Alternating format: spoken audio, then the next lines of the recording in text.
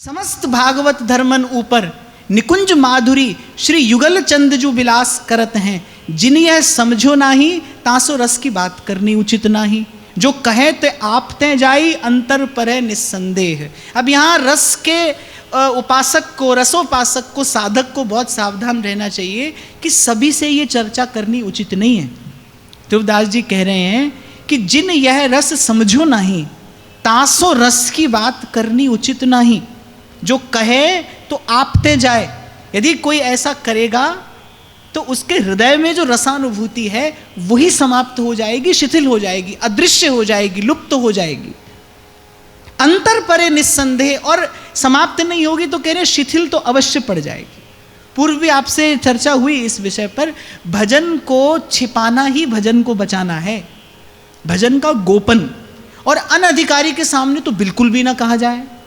अच्छा, बहुत लोग मैंने ऐसे देखा वो खींच तान कर सबको लगाने का यहाँ प्रयास करते हैं, पर ऐसा संभव होता नहीं है भाई। जीव का कल्याण केवल केवल केवल ईश्वर के अनुग्रह से होता है। आप और मैं यहाँ बैठे हैं, ये आपका मेरा प्रयास नहीं है, ये आप पर और मुझ पर प्रभु की कृपा है। ये प्रभु की कृपा के प्रसाद से आप और मैं यहाँ पर बैठे। ताते मौन होए रहनो बहुत भलो है। सब जगह प्रवचन उपदेश की आवश्यकता नहीं है ना। तुलसीदास जी कह रहे आवश्यकता से भी कम बोलने वाला वस्तुतः साधक है। डोंगरे जी महाराज तो एक बड़ी अच्छी बात कहते थे, बोले जो केवल आवश्यकता पड़ने पर आवश्यकता से कम बोलता है, आवश्यकता पड़ने पर भी आवश्यकता से कम, कहते हैं जो केवल आवश्यकता पड़ने पर आवश्यकता से कम बोलता है वो सदा मौन रहता है। समझिए, वो सदा मौन में ही है, वो वाणी का तप कर रहा है। ये वाणी का तप है, आपको खबर भी नहीं है आप अपनी कितनी शक्ति अनर्गल बोलकर गंवाते हैं। तो फिर कहते हैं विजाति सो मिलवो भलो नाही। विजाति माने जो आपके रस के अनुकूल न हो। अच्छा, एक और बात यहाँ मैं छोटी सी है पर कहना चाहूँगा, ये अच्छा है या बुरा, इस वाद और विवाद में भी मत पड़िए। किसी के लिए ये घोषणा भी मत करिए कि अच्छा है या बुरा, हमारे अनुकूल नहीं है, बस इतना पर्याप्त है। अच्छे और बुरे के प्रपंच में पढ़ना भी ठीक नहीं है। जो आपके लिए बुरा है वो किसी के लिए अच्छा होगा, निश्चित रूप से होगा भाई। ऐसा ही रचा है रचने वाले ने संसार।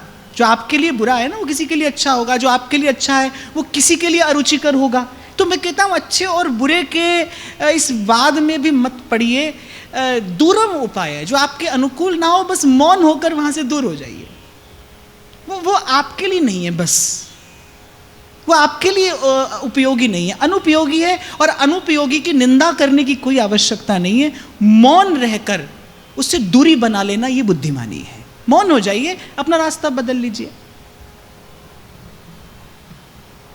बिन सजाती सो मिल बात ना चलावे। जब तक कोई अपने भाव के अनुकूल हृदय न मिले तब तक चर्चा ना की जाए। इस रस की तो कदापि न की जाए।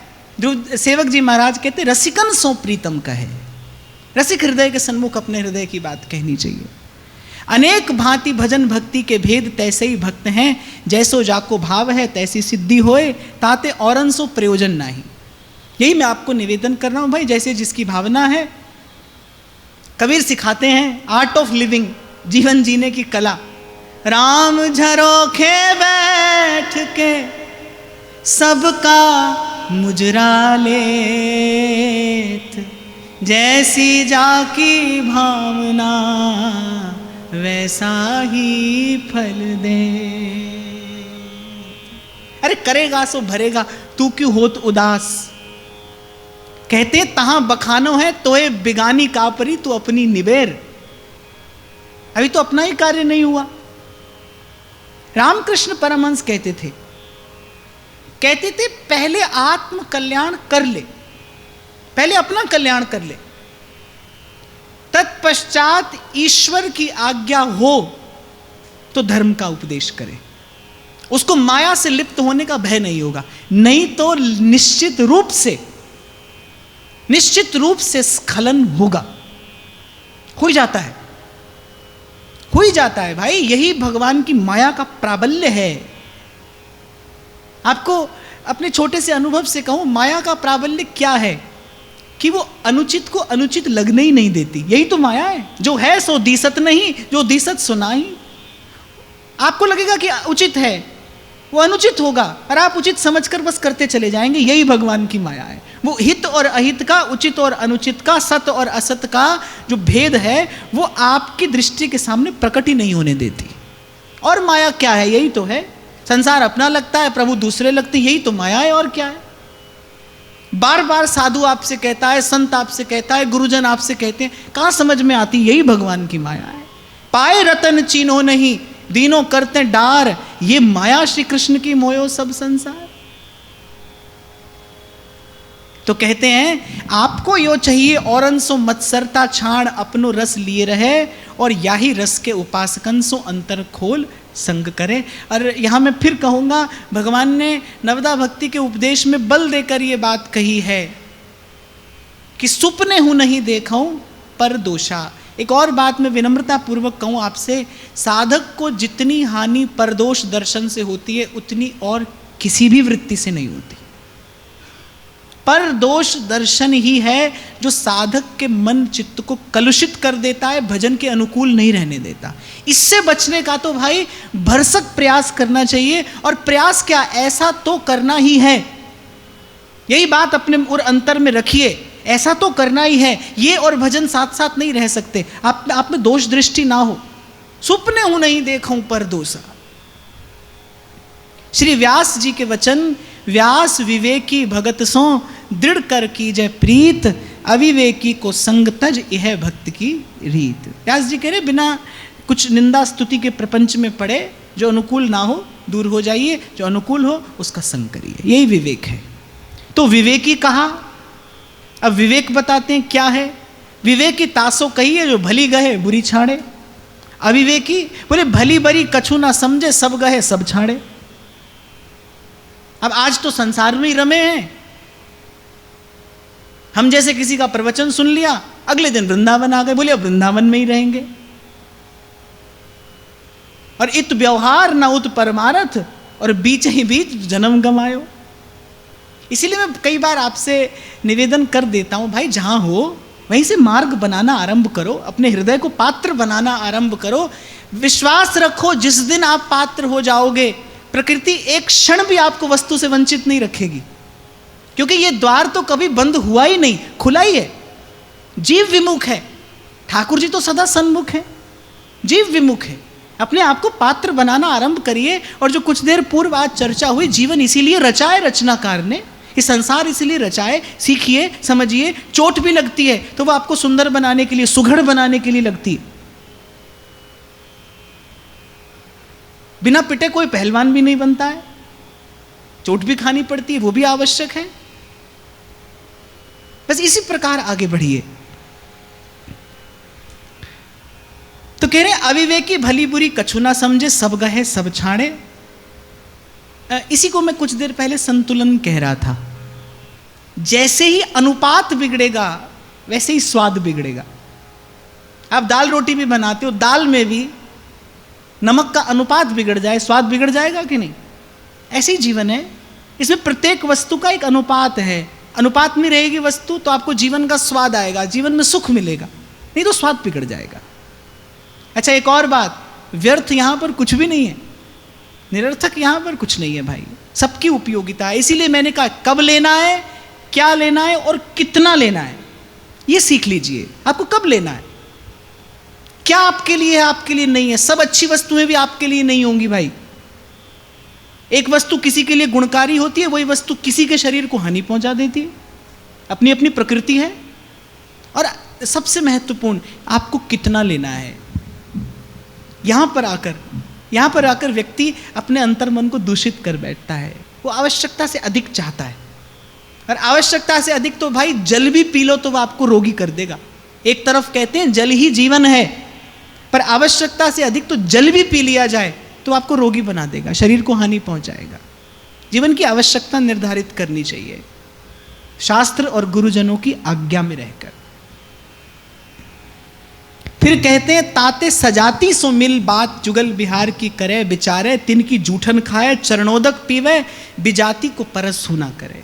जो अपने भाव के अनुकूल हैं, जो अपने भाव के साधक हैं और जो आपके भाव के ही सिद्ध जन हैं, शुद्ध जन हैं, रविदास जी कह रहे हैं उनका संग करे, उनके संग बैठकर प्रियालाल की चर्चा करे, वार्ता करे, चिंतन करे, तिनकी जूठन खाए, चरणोदक पीवे, विजाति को परसु ना करे।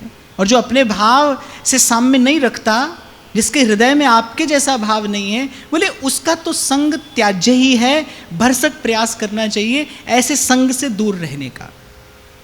और वृंदावन चंद एक प्रीति ही माने, कोटि भांति भावे अपरस रहो, भावे सपरस रहो, अनेक आचार करो, पर उनको एक प्रीत की सच्चाई सो काम है। हमारे प्रिया लाल को न तो किसी व्रत उपवास से कोई लेना देना है, न अपरस सपरस से, वो तो एक प्रीति माने। ध्रुवदास जी कह रहे हैं कुछ भी करो, विविध भांति व्यंजन करो, पर लौन बिना सब फीक। प्रेम ही इष्ट है भाई, प्रेम ही आराध्य है, प्रेम ही प्राप्य तत्व है। अब जब ध्रुवदास जी ने ये कहा कि भाई चाहे अनेक आचार कर लो, तब एक ने कही कि आचार ना करे, अरे नहाने धोने की आवश्यकता ही नहीं है क्या? तो ध्रुवदास जी कह रहे हैं थोड़ो बहुत करे, सदाचार के लिए करे। देखो आपके मन में आग्रह ना हो जाए किसी भी बात को लेकर। एक संत थे, विरक्त थे, अब उनका नियम था कि वो पत्तल में ही पाते हैं भोजन। अब एक बार किसी के यहाँ जाना हुआ, उनका रात्रि के भोजन के लिए उन्होंने बुलाया था। गांव में वो लोग रहते थे। अब उनके मन में भाव कुछ और था, संत भगवान पधारे हैं, तो जो उत्तम से उत्तम व्यवस्था थी वो उन्होंने उनके लिए की। चांदी के बर्तनों में उन्होंने भोजन परोसा। अब वो संत जी कहने लगे, बोले हम तो भाई पत्तल में ही पाते हैं। अब पत्तल कहाँ से आए? पत्तल उस समय उपलब्ध नहीं हो रही। वो जो महात्मा है वो अपना आग्रह छोड़ नहीं रहे। तो ऐसा आग्रह मन में ना हो, किसी भी स्थिति को लेकर आग्रह मन में ना हो। महाराज एक बार श्री उड़िया बाबा जी महाराज ने श्री अखंडानंद जी महाराज से पूछा, चर्चा हो रही थी कि एक दुशाला रखा है, एक फटा कंबल, एक विरक्त को क्या ग्रहण करना चाहिए? श्री अखंडानंद जी महाराज ने तत्काल उत्तर दे दिया, बोले निश्चित रूप से फटा कंबल उठाना चाहिए। उड़िया बाबा हंस दिए, बोले नहीं, बोले जिसके लिए फटा कंबल और दुशाला एक से है ना, वो विरक्त है। उसके हिस्से जो आ जाए वो विरक्त है। कहने वाला बड़ी सुंदर बात कहता है, बोले कि मर्जी हुई गर यार की तो घर छोड़कर बैठे, मर्जी हुई गर यार की घर छोड़कर बैठे, जिधर मोड़ दिया मुख वहीं मोड़ कर बैठे, गुदड़ी जो उड़ाई तो वही ओढ़ कर बैठे, अब दे दिया है शॉल तो फिर शॉल में खुश हैं, और पूरे हैं वही मर्द जो हर हाल में खुश हैं। बोले ये वो विरक्त है, इसके मन में आग्रह ना हो। आग्रह हृदय को कठोर करता है भाई, आग्रह से हृदय में ग्रंथि पड़ जाती है। प्रभु की इच्छा से, प्रभु के विधान से जो मिले।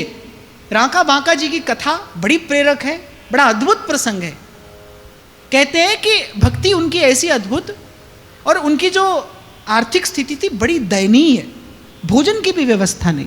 नामदेव जी तो इतने खींच गए और पंडरीनाथ से जाकर कहने लगे, आपके भक्त हैं, आप लक्ष्मीपति हैं, बोले आपको जरा भी लज्जा संकोच नहीं है? आपके भक्तों के पास 2 समय का भोजन नहीं है? ठाकुर जी कहने लगे, बोले हम देना चाहते हैं, लेते ही नहीं है। अरे ऐसा कैसे हो सकता है, आप देना चाहें ये ले नहीं, चलिए हमारे साथ दीजिए। प्रभु गए, नामदेव जी वृक्ष की ओट में खड़े थे, बोले देखना। ठाकुर जी ने कहा, बोले हम आपसे विनती करते हैं। रांका बांका कहने लगे, अब तो सच में ही कलयुग आ गया। बोले क्यों? बोले मायापति भी अपने भक्तों को माया ही देने का प्रयास कर रहे हैं, माया में ही उलझाने की चेष्टा कर रहे हैं। बोले प्रभु यदि आप हमें ये देना चाहते हैं तो हमारी आपसे विनती है, आप पुनः यहाँ आने का कष्ट ना करें। नामदेव जी को तब विश्वास हुआ कि जाही न चाही कबहू कछु, बस तुम संग सहज स्नेह। रांका बांका कहने लगे, प्रभु आप हमें दरिद्र समझते हैं जो देने के लिए आए? हमारे हृदय में ये जो आपका प्रेम उच्छलित है, हम स्वयं को सर्वश्रेष्ठ जानते हैं, सर्वोपरि समझते हैं। तब नामदेव जी ने देखा, वही रांका बांका एक दिन जंगल में लकड़ी बीन रहे थे। रांका आगे आगे चल रहे थे, उनकी पत्नी बांका वो पीछे पीछे चल रही थी। आगे देखा मोहरों की एक थैली रखी है। रांका फटाफट से उस पर मिट्टी डालने लगे। बांका पीछे से आई, उन्होंने देख लिया कि ये क्या कर रहे हैं। उन्होंने कहा क्या करते हैं आप? बोले नहीं नहीं कुछ नहीं। मुस्कुराते हुए कहा, बताइए क्या कर रहे थे आप? बोले यहाँ ये स्वर्ण रखा था और मुझे लगा कि इसको देखकर तुम्हारे मन में कहीं कोई अन्यथा भाव न आ जाए, तो मैं इससे पहले कुछ बोलते। बोले इसीलिए मिट्टी पर मिट्टी डालने का प्रयास कर रहे थे। अरे पराया धन है, हमारे लिए तो वैसे भी मिट्टी है। तब राका ने कहा, आप सच में बांका है, आपका भक्ति का भाव सच में बांका है, निराला है। मेरे लिए तो अभी स्वर्ण और मिट्टी में भेद है, पर आपके लिए तो स्वर्ण और मिट्टी में भेद भी नहीं रहा। तो ध्यान रखना भाई, कभी कभी आचार के नाम पर हमारे हृदय में आग्रह हो जाता है, और कभी कभी तो हम किसी का हृदय और दुखा बैठते हैं अपने आग्रह और दुराग्रह के कारण। ऐसा ना हो, ध्यान रखना। अंतिम भावना जो प्रभु तक पहुंचेगी वो प्रेम ही है, वो आपके हृदय की विशुद्ध प्रीति ही है। अनंत अनंत भक्तों ने भगवान को भोग लगाया होगा, लगा रहे हैं और लगाते रहेंगे, पर याद किसको रखा जाता है? झूठे फल शबरी के खाए, बहुविध भोग लगाई, और दुर्योधन की मेवा त्यागी, साग विदुर घर खाई। स्मरण तो इन्हीं का किया जाता है। जब श्री जी की सेवा पाक करे तहां आचार करे। बोले जब श्री जी के लिए रसोई करे तो शुद्धता का ध्यान रखे, और फिर भी कह रहे हैं जैसो संभव है, जहां तक संभव हो सके। अब बहुत सारी माताएं कई बार लिखकर प्रश्न पूछती हैं कि भाई घर में हमारी रसोई में तो सब प्रकार की वस्तु बनती है, हम किस प्रकार ठाकुर जी की सेवा करें? आपके ठाकुर जी आपके हैं, आप आपके ठाकुर जी हैं, उनके बीच में न कोई आता है और न किसी को आने की कोई आवश्यकता है, और ना ही आप अनावश्यक रूप से किसी को लाइए। जो आपसे संभव हो, बस प्रेम की कमी ना होने पाए, भाव की कमी ना होने पाए। प्रसाद ही कोटि, फिर कहते हैं अपने प्रसाद पाएवे को बहुत आचार न करें। प्रसाद ही कोटि आचार को स्वरूप है, भोग लागे पाछे बहुत आचार उचित नाही। शास्त्र हूं में कही है अति आचार अनाचार समान है।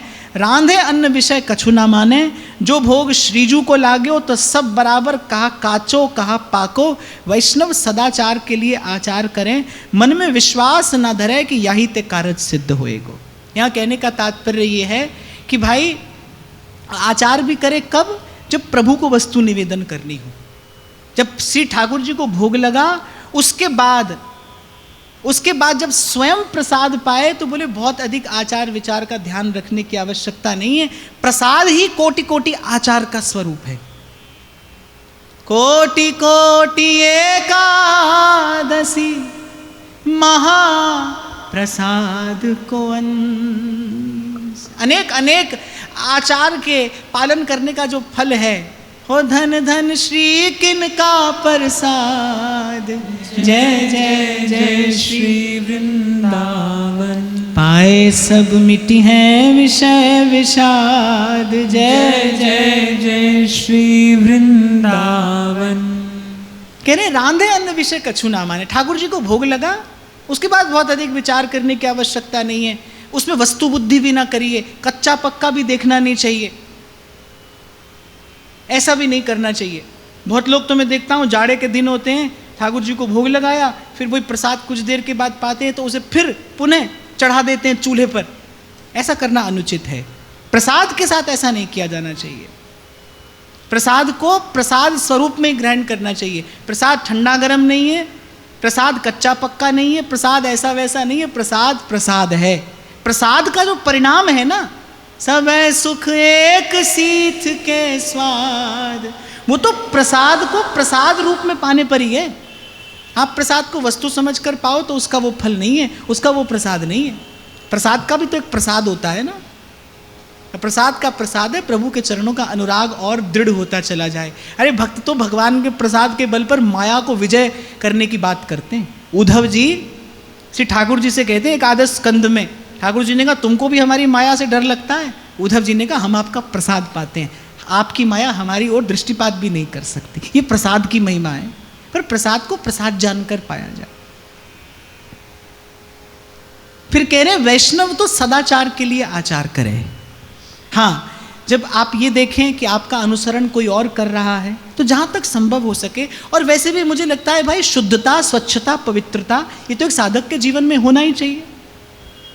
पर ये मन में विश्वास नहीं रखना चाहिए कि यदि हम बहुत शुद्ध और स्वच्छ रहेंगे और कोई कम रहेगा तो हमारा कार्य पहले सिद्ध होगा, उसका नहीं हो सकता है। उसके हृदय की प्रीति हमसे अधिक गाढ़ी हो।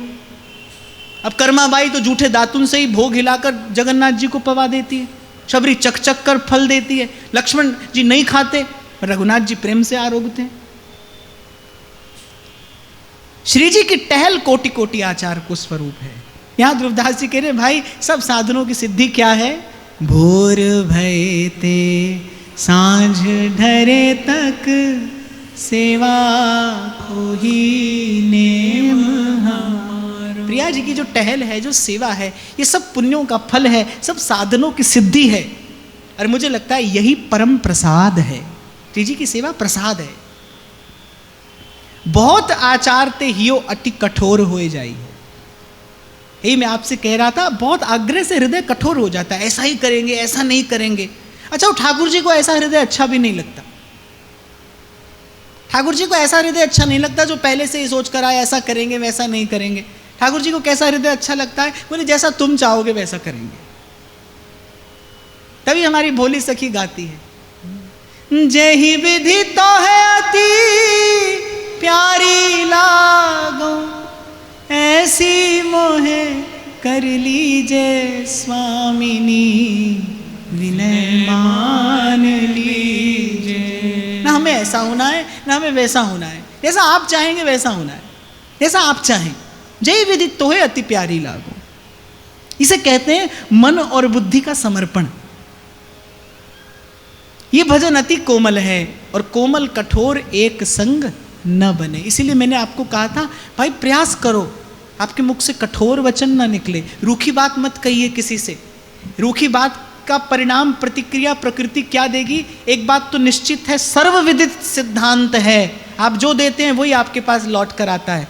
आप कठोरता का प्रसार करेंगे, कठोरता आपके पास लौट कर आएगी, हृदय कठोर हो जाएगा, ठाकुर जी के भजन के योग्य नहीं रहेगा। तभी संत बल देकर कहते हैं, ऐसी वाणी बोलिए मन का आपा खोए, औरन को शीतल करे आपहु शीतल हो। और मुझे लगता है मीठा बोल ये तो ऐसा दान है जो प्रत्येक व्यक्ति दे सकता है। सम्मान के दो शब्द तो प्रत्येक व्यक्ति दे सकता है। हमारे महाप्रभु जी का गुण है, हमारे महाप्रभु जी का ये गुण है, सबको मान देते, सबही मान प्रद आप अमानी।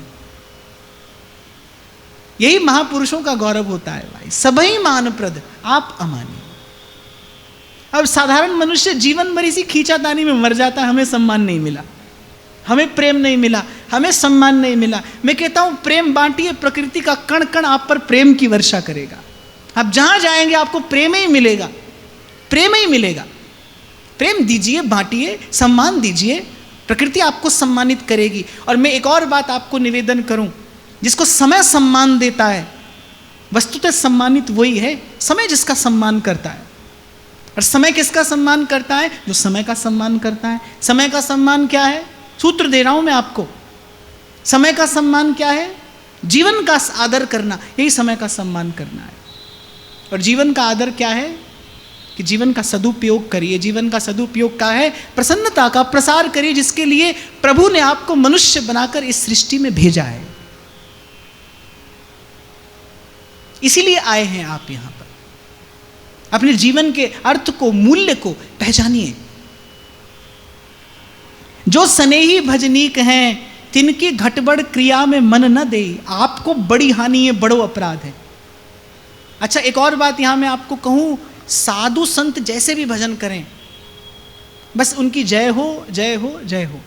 ध्रुवदास जी कह रहे हैं उनकी घटबड़ क्रिया में मन न दे। पता नहीं उनके हृदय की, उनके भाव की पहुंच कहां तक है। अभी एक दो दिन पहले मैंने आपको सुनाया, गंगा किनारे लेटे वो साधु, एक युवान साधु कहता है, अरे 10 बज गई, अब तक सो रहे हो। अब खबर नहीं वो सो रहा है कि भाव समाधि में है। अब क्या जरूरी है कि ऐसे ही बैठकर ही भजन किया जाए। और मैं तो कहता हूं किसी की भी, साधु की क्या, मैं कहता हूं किसी की भी घटबड़ क्रिया में मन देना ही क्यों है। कौन भला करता है बुरा करते है, मैं कहता हूं इसका विचार आपको मुझे करना ही क्यों है। इसकी आवश्यकता क्या है? न कहिए न सुनिए। और संत हो फिर तो नानक कहते हैं संत की निंदा नानका बहुर बहुर अवतार। संत हो तो फिर तो बहुत सावधान रहिए, न कहिए न सुनिए। कहीं ऐसे स्थान पर कुछ ऐसा होता हो उठकर चल दीजिए, सम्मिलित मत होइए। मौन रहना भी सम्मिलित होना है, ऐसा मत करिए। ध्रुवदास जी कह रहे हैं आपको बड़ी हानि है, बड़ो अपराध है। कह रहे हैं कोटि कोटि आचार उनके एक निमेष के रस भजन पर वार डारी।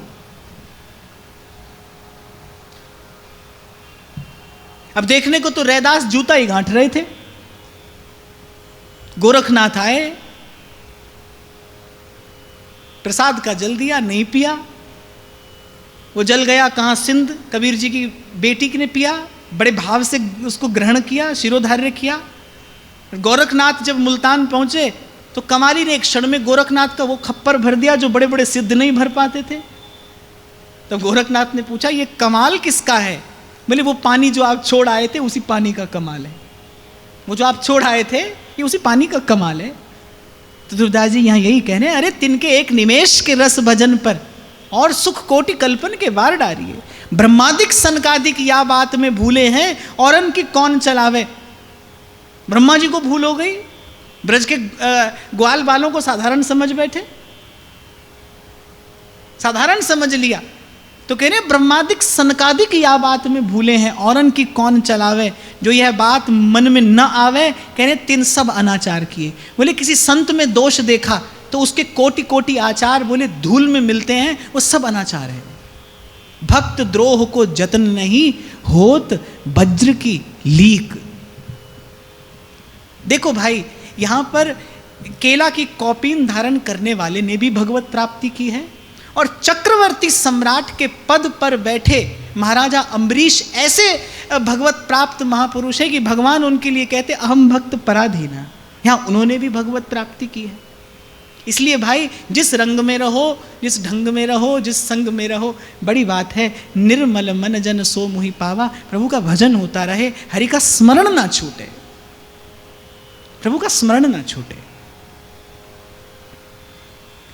जो स्नेही भक्त हैं तिनकी पदरज कोटि आचार है, साधन सिद्ध तीर्थ है। श्री गुसाई कृष्णदास जी को पद साधु चरण रज सब सुख साधन, यह मेरे मत काज सुधी को। और श्री व्यास जी को पद साधु चरण रज मांझ व्यास से कोटिक पतित समाद।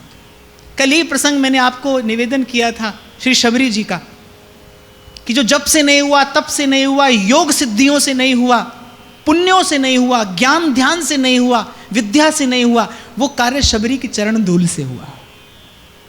ये इसी की प्रतिष्ठा भगवान ने की कि साधु चरण रज मांझ व्यास से कोटिक पतित समाद। और श्री गोसाई कृष्णदास जी तो कहते हैं, बोले संतों की जो चरण धूल है ना, यही सब सुख का साधन है। और बोले मेरे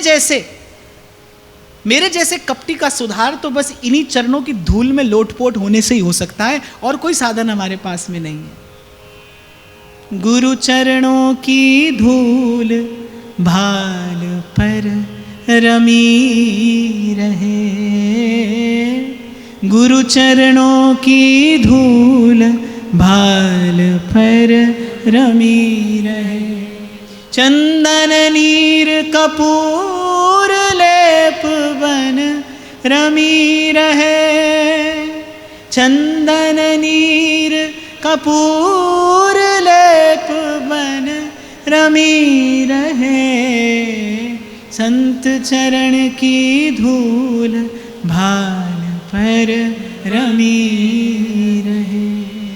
अनंत लीला अवतार अनेक तिनकी ऐश्वर्यता को पारावार नहीं, ऐसे ही नाना प्रकार के भक्त हैं। श्री कृष्ण लीला 3 प्रकार की, तिन्हू में भेद भक्त बहुत हैं। जहाँ जहाँ जाको मन लाग्यो ते सब नीके हैं, घट को नाही। ध्रुवदास जी कहने भाई ठाकुर जी के अनेक अनेक रूप हैं, अनंत रूप आए।